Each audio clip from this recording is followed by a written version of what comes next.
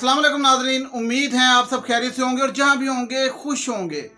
नाजरीन, बदकिस्मत औलाद के बारे में आज मैं बात करूंगा और आपसे रिक्वेस्ट करूंगा कि 2-3 मिनट ये वीडियो लाजमी देखें, क्योंकि बदकिस्मती जो मैं औलाद की आज आपसे शेयर करने वाला हूं। मैं हमेशा ये औलाद ड्रामे का रिव्यू जब करता हूं तो मैं कहता हूं बेशरम औलाद, रनमुरीद औलाद, बदतमीज औलाद, लेकिन आज मैंने इनका नाम डाला बदकिस्मत औलाद। बदकिस्मत औलाद क्यों, मैं आप लोगों को ये आज बताऊंगा। अपने भी हालात वाक़यात बताऊंगा, अपनी बात भी शेयर करूंगा और आपको बताऊंगा कि कितना बदकिस्मत है वो शख्स, खासकर लड़का, कि जिसको अपनी जवानी में उसके बूढ़े माँ बाप मिले और वो खिदमत कर सके उनकी, और वो ना करे और वो गुजर जाएं। और वो कितना बदकिस्मत है। वो जिस तरह वो बदकिस्मत होता है, कहते हैं जिसको रमज़ान के रोज़े आए और वो रोज़े ना रखे, तो बदकिस्मत होता है जिसको माँ बाप बुढ़ापे में मिलें और वो उनकी खिदमत ना कर सके और उल्टा उनको अजियत और तकलीफ में पहुंचा के इस दुनिया से रुखसत करे, और उनके जाने के बाद हंसे खेले सारे घर की ज़रूरियात पूरी करे, घर में हर चीज़ लगवाए, हर चीज़ करे, और माँ बाप जब तक हों तो माँ बाप को जलील करे। क्योंकि हमारे ये जो मैंने घर में कहा है ना आपको कि हर चीज़ करे, ये वो मैंने अपनी ज़िंदगी में हर घर में देखा है, हर घर में, कि माँ बाप जब तक होते हैं बच्चे रोते हैं कि मतलब जवान बच्चे कि हमारे पास कुछ नहीं, और जब माँ बाप फोत हो जाते हैं तो बच्चों के पास सब कुछ आ जाता है। ठीक है, उसके अलावा माँ बाप की जायदादों पे, अभी माँ बाप को डेथ हुए 3 दिन नहीं हुए होते तो बंटवारे करने बैठ जाते हैं और बड़े एक्साइटेड होते हैं, चाय की पार्टी हो रही होती है और कोई गाड़ी ले रहा होता है बंटवारा करके, ज़मीन बेच के, कोई घर बना रहा होता है, कोई अपनी ज़रूरियात है ज़िंदगी। ठीक है, बिल्कुल, क्योंकि अपनी ज़िंदगी गुजारनी है, अपने भी बच्चे हैं, सब कुछ, उसमें कोई हर्ज नहीं है। वो इस्लाम भी कहता है बंटवारा करें, हिस्से बांटें, लेकिन कम से कम उनकी ज़िंदगी तक तो उनको सुकून दो। जो उनको उनकी ज़िंदगी में भी सुकून नहीं देते और बाद में अपना हक समझ के बैठ जाते हैं चौड़े होके, ये उन लोगों की मैं बदकिस्मती पे बात करूँगा। क्योंकि ये औलाद ड्रामे में जो ये हमारे एक्टर हैं मोहम्मद अहमद साहब ने कमाल की एक्टिंग की है, मैं कमाल की कहूँगा। दाड़े मार मार के रोए, चीखे, और वो जब उसके दोस्त ने कहा कि बेटी का जनाजा उठाने का टाइम आ गया, तुम्हारे बेटों को फोन करके बुला लूं, तो उसने कहा नहीं, उन बेटों को नहीं बुलाना जिन बेटों की वजह से मेरी बेटी की डेथ हुई, उन बेटों को नहीं बुलाना जिन बेटों की वजह से आज मैं इस हालत में। नाजरीन, आप लोगों को मैं आज एक बात शेयर करता हूँ। माँ बाप जो उनसे है ना, वही ये भी उसी तरह से है कि इंसान के पास जो चीज़ होती है उसको उसकी कदर नहीं होती, और जिसके पास नहीं होती उसे कदर होती। लेकिन चीज़ों में और माँ बाप में खुदारा फ़र्क करें। क्योंकि मैं ये बात आप लोगों से अपने चैनल के तवज्जो से इसलिए कर रहा हूँ, रिक्वेस्ट ही है कि भाई मिलियंस इस ड्रामे के व्यूअर्स हैं, तो मिलियन लोग इसको देखते हैं, मिलियंस, लाखों लोग, और कुछ हज़ार कुछ 100 मेरे भी व्यू देखते हैं। तो मैं ये चाहता हूँ कि यार, रिक्वेस्ट ही है कि जिनकी माँ बाप की दिल में इज्जत नहीं है, एहतराम नहीं है, शायद कोई एक समझ जाए या 2 समझ जाए। क्यों? क्योंकि मैं आपसे शेयर करता हूँ कि वो जो मैंने बात की कि चीज़ों की कदर तब होती है जब इंसान के पास नहीं होती, जब पास होती हैं तो इंसान उसकी कदर नहीं करता। लेकिन क्या आप इस बात से इत्तेफाक करते हैं कि चीज़ों में और माँ बाप में बड़ा फ़र्क है? माँ बाप चीज़ नहीं है। मैं खुद 10 साल का था जब मेरे वालिद साहब की डेथ हो गई, अचानक एक्सीडेंट। मेरा छोटा भाई सिर्फ 5 साल का था, मेरी छोटी बहन सिर्फ 9 माह की थी।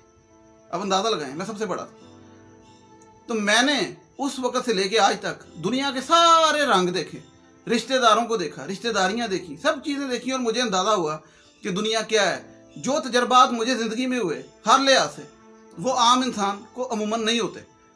जो लोगों की बातें मैंने सुनी वो आम इंसान अमूमन नहीं सुनते। तो इसलिए मैं आप लोगों से ये शेयर करूँगा कि आज भी मेरा छोटा भाई, जो उस टाइम सिर्फ 5 साल का था, जब वो आज एक अफसर बन गया बहुत बड़ा, वो जब इतने बड़े ओहदे पे बैठा होता है दफ्तर में, तो मैं एक दिन उसके दफ्तर गया, वो ऑफिस में बैठा था और उसके सारे नीचे जो उनसे छोटे उसके मतहत लोग थे, वो चूंकि अफसर था, तो वो जब सारे उसके पास आते थे सर, और मुझे बड़ी अंदर से एक तरफ से खुशी हो रही थी और एक तरफ से मुझे वहाँ बैठा दुख हो रहा था, रोना आ रहा था। क्यों तकलीफ़ होती है कि आज मेरे वालिद साहब जिंदा होते तो वो देखते कि बेटा उनका कैसे इतना बड़ा माशाल्लाह अफसर बन गया, लेकिन वो नहीं है। तो ये तो मैंने एक मिसाल दी। क्यों? क्योंकि हर खुशी हर गमी पे याद आते हैं वालिद साहब। आज तक 22-23 साल हो गए उनकी डेथ को, लेकिन आज भी उनकी याद इन मौक़ों पे आती है,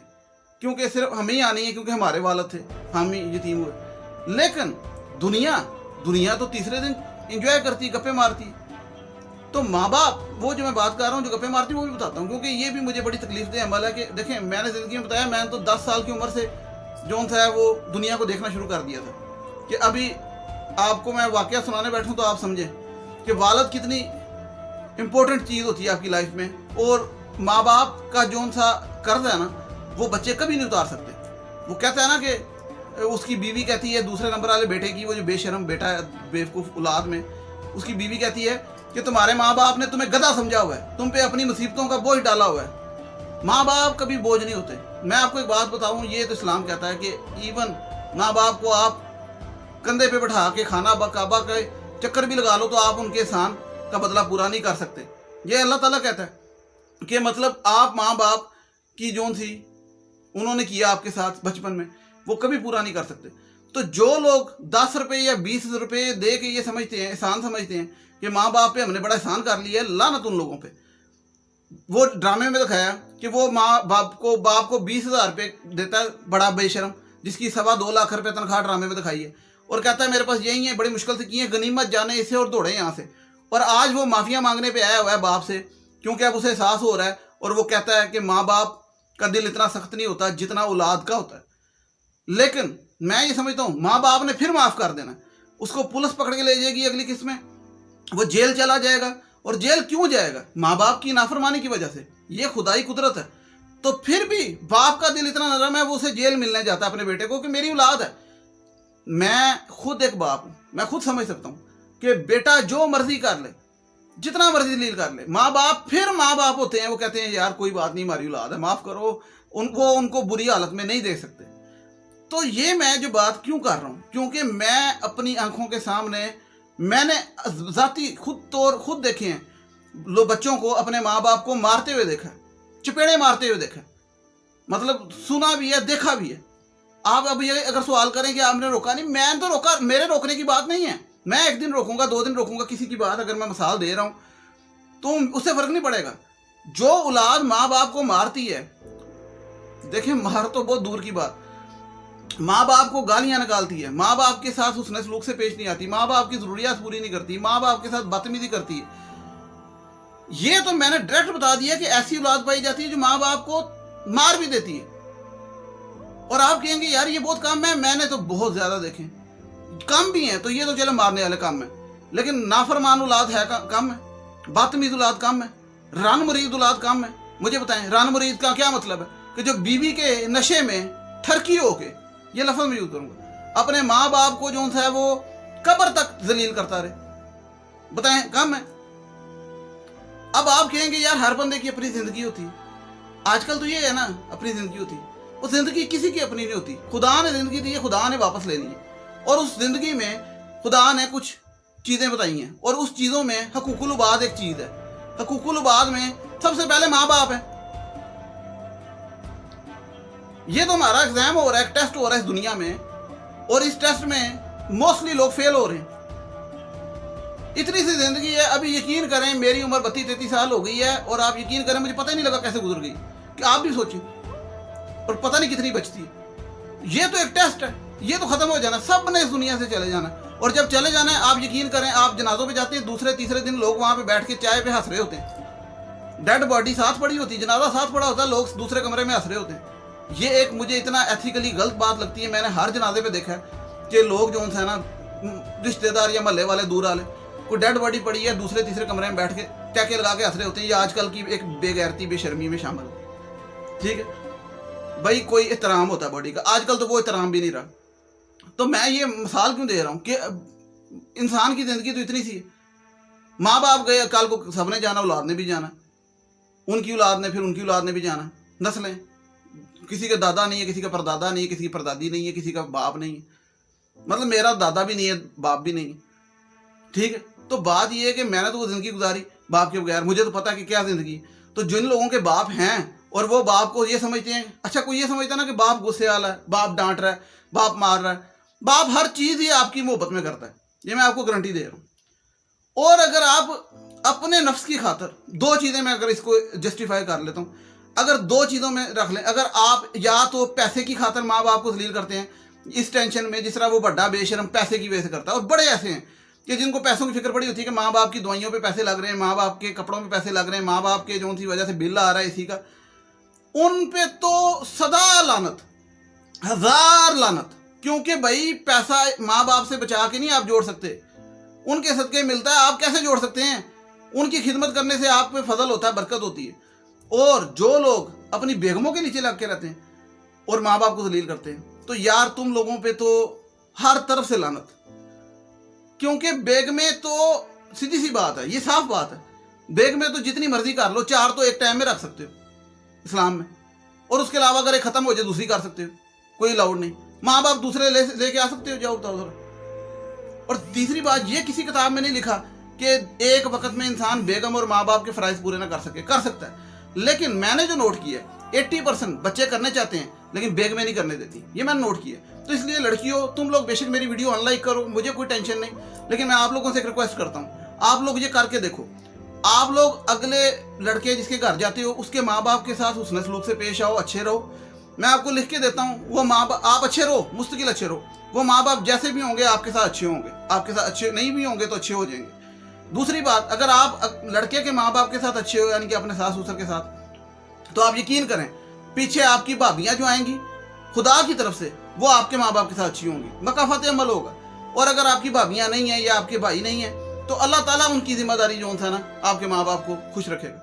आप अपने माँ बाप की फिक्र करना छोड़ें, उनकी सिर्फ इज्जत करें, उनके साथ मिलें, सलाम दुआ करें, उनकी इज्जत करें, उनका ख्याल रखें, उनका पूछें। लेकिन अपनी जिम्मेदारी जो सी है वो लड़के के माँ बाप पे रखें, क्योंकि वो लड़के का फ़र्ज़ है और आप उसकी बीवी हैं, ठीक है? लड़के का फ़र्ज़ है और आप उसकी बीवी हैं। आपकी पीछे भाभी है, वो आपके माँ बाप का करें, क्योंकि एक तरीके से सर्कल जो चल रहा है उस सर्कल को, इंसानी सर्कल है, वो चलने दें। जब ये आजकल ये इंडिपेंडेंट का बड़ा रोल है, लड़कियां कहती हैं जी हमने अलग रहना, बेशक लड़के की सिर्फ माँ है, बाप बेशक फोत हो गया लाइक मी, लेकिन हमने उस माँ के साथ नहीं रहना, हमने अलग रहना। मेरे साथ भी हो चुका, मुझे भी कह चुकी कि भाई अपना वखरा कर लो, ये मेरी जो सी साहब का अहली है वो मुझे भी कह चुकी, लेकिन मैंने बात नहीं मानी तो मुझे छोड़ के चली गई।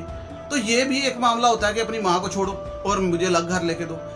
अभी कल मेरे भाई से बात हो रही थी, वो इस्लामाबाद में, तो वो अकेला होता है, तो वो कहता है यार मुझे समझ नहीं आती ये लोग अकेले कैसे रह लेते हैं, मेरा तो दम घुटता है अकेले। तो मैंने कहा ये आजकल की लड़कियां तो सारी कहती हैं इंडिपेंडेंट। कहता है वो मुझे लगता है ज़हनी मरीज़ हो जाती हैं, वो ज़हनी मरीज़ होती है जो कहती हैं अकेले रहना। कहता अकेले बंदा तो ज़हनी मरीज़ हो जाता है, मेरा तो बस नहीं चलता, मैं अकेला कैसे रह रहा हूँ। तो ये मैंटेलिटी की बात है।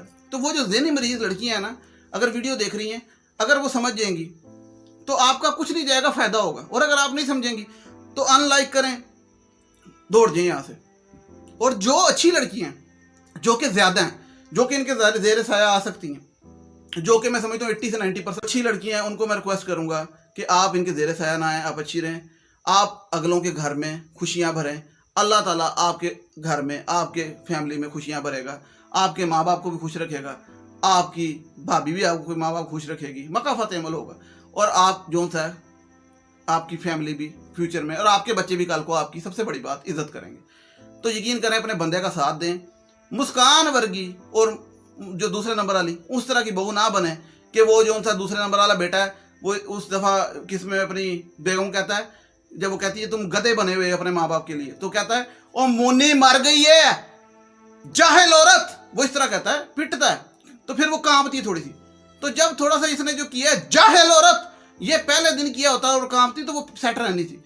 लेकिन लड़कियों को ये नौबत आने नहीं देनी चाहिए, लड़कियों को ये खुद अकल करनी चाहिए कि यार क्यों आप लोग अपने ही और घर वालों के दुश्मन बने होते हो। समझ के तो देखो, पॉजिटिव रह के तो देखो। मैं लड़कियों से रिक्वेस्ट करता हूँ, अगर कोई लड़की मेरी बात को मानती है कि मैं ठीक कह रहा हूँ, तो मुझे बताए कमेंट्स में कि भाई मैं ठीक कह रहा हूँ, कि भाई आप अगले के माँ बाप की खिदमत करें। क्या खिदमत करनी है? कोई खिदमत नहीं करनी। एहतराम करें, इज्जत करें, दिल में बुग़्ज़ ना रखें, साजिश ना करें, प्लानिंग ना करें, उनको तकलीफ ना दें। और क्या करना? कुछ भी नहीं, बस ये करें। और आपके माँ बाप अल्लाह खुश रखेगा, उनकी आपकी भाभी खुश रखेगी, वहाँ पे जब आएगी अल्लाह ताला उनका ध्यान रखेगा। मतलब अल्लाह से मुराद कि अल्लाह ताला ज़रिए बनाता है ना, तो आप उसकी अगले की करें जो आपकी जिम्मेदारी, ठीक है। और अगर आप समझते नहीं ये साड़ी पिछली भी है तो फिर आप वो नहीं कर सकती, ठीक है। वो जिस तरह मुस्कान दिखाई है ना, वो कहती है मेरी माँ के साथ कोई बात ना करे और अगलों के माँ बाप को वो घर से निकाल देती है। इस तरह नहीं होता, ये मैं साफ बात है। जो मुझसे एग्री करता है मुझे पता है, नहीं करता वो मुझे चपेड़ मार के कमेंट में गाली शाली निकाल के निकल जाए, छुट्टी करे। और यार प्लीज़, ये मैंने इस दफ़ा आज कहना भूल गया, देखो जिस बात में कि चैनल सब्सक्राइब करो। इस तक वीडियो पे मुझे पता कोई एंड तक पहुँचे ही नहीं होना, लेकिन चलें अगर कोई गलती से पहुँच गया इधर तक तो बड़ी बात है वैसे, क्योंकि इधर तक कोई पहुंचता नहीं, मुश्किल ही होता है। तो चैनल सब्सक्राइब करें, बेल आइकन दबाएं और मुझे बताएं कि इधर तक कौन पहुंचा है। Thank you so much. Next video तक take care, till then take care, अल्लाह हाफिज़। इधर तक जो पहुंचा मुझे बताया, क्योंकि मैंने जल्दी से बंद कर रहा हूँ क्योंकि 16 मिनट हो गए, मुझे पता लोग यहाँ तक देखते नहीं है। लेकिन अगर किसी ने देखी है, मैं अगली वीडियो में बाकी बातें करूँगा, तो मुझे कमेंट में लाजमी बताएं। थैंक यू सो मच, अल्लाह हाफिज़।